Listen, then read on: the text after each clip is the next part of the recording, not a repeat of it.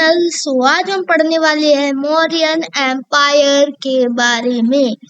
Mauryan empire एक northern India का बहुत ही बड़ा एम्पायर था।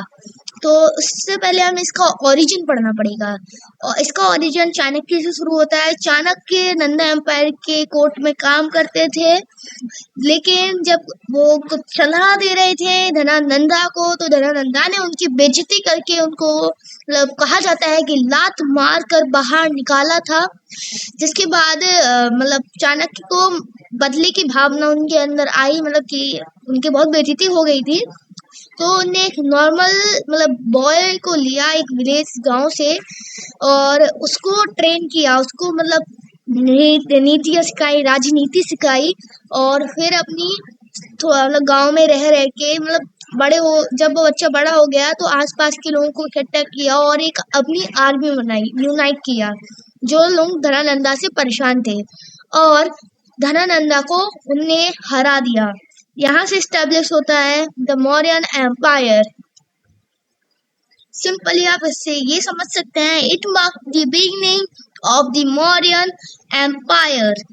और ये बना फिर जाके दुनिया का तो नहीं, इंडिया का सबसे पावरफुल एम्पायर, जिसने नॉर्थ में अफगानिस्तान से लेके साउथ में आधा तमिलनाडु तक अपना पावरफुल डोमिनेशन बिठा लिया था। पावरफुल डोमिनेशन,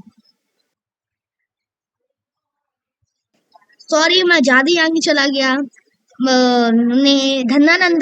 नंदा एम्पायर को ओवरथ्रो करने के बाद मगधा पे अपना रूल स्टेब्लिश किया और पाटलिपुत्रा को अपनी कैपिटल बना लिया। मगधा के पास अपने बहुत सारे ज्योग्राफिकल एडवांटेज थे कि इसलिए उन लोगों ने अपनी कैपिटल मगधा में बिठाई, जो पाटलिपुत्रा है वो मगधा में थी। और जो चंद्रगुप्त मौर्य थे उनने कौटिल्य को अपना एडवाइजर रखा और अपने एम्पायर को ग्रेजुअली बहुत एक्सपेंड किया। उन्होंने ग्रीक सेप्टप्रस, जो इंडो ग्रीक्स भी कहते हैं, उनको भी हराया और अपना एम्पायर वेस्ट में भी बहुत ज्यादा बढ़ाया। और ऐसा क्यों हो पाया? उनने इंडो ग्रीक्स को कैसे हराया? उनके एडवाइजर कौटिल्य, जिनने literally the science of governance and economics लिख चुकी है, जिसको हम अर्थशास्त्र कहते हैं। उनका क्लियर विजन था एक किंगडम, राज्य को कैसे एस्टेब्लिश किया जाए और कैसे चलाया जाए। उनका मानना था कि किंग में होना चाहिए सबसे पहले स्वामी, ग्रुप ऑफ काउंसलर्स जो मंत्री, और होने चाहिए जनपद जो डिस्ट्रिक्ट्स, एक फोर्टिफाइड टाउन या तो दुर्ग, जिसको हम दुर्ग कहते हैं, एक ट्रेजरी, बहुत वेल्थ ट्रेजरी, और फोर्स ऑफ डिफेंस, जिसको हम आज के टाइम पे आर्मी भी कहते हैं, और अलाइस, मित्र।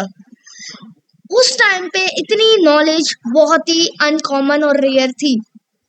कौटिल्य का ये भी मानना था कि किंग लोगों के वेलफेयर के लिए ज्यादा काम करे कि लोग, इसलिए क्योंकि लोग उसको अपना ले, इससे रिवोल्ट होने के चांसेस बहुत ही कम हो जाते हैं।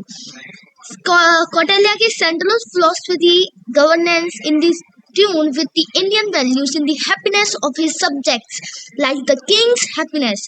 जो लोगों के सब्जेक्ट्स है, लोगों की डिमांड है, वो किंग को पूरी करना ही उनकी, किंग की खुशी होनी चाहिए, किंग इसमें खुश होना चाहिए, लोगों के वेलफेयर में उनका वेलफेयर होना चाहिए। He shall not consider a good only that which pleases him, but treat as a beneficial to him whatever pleases his subject।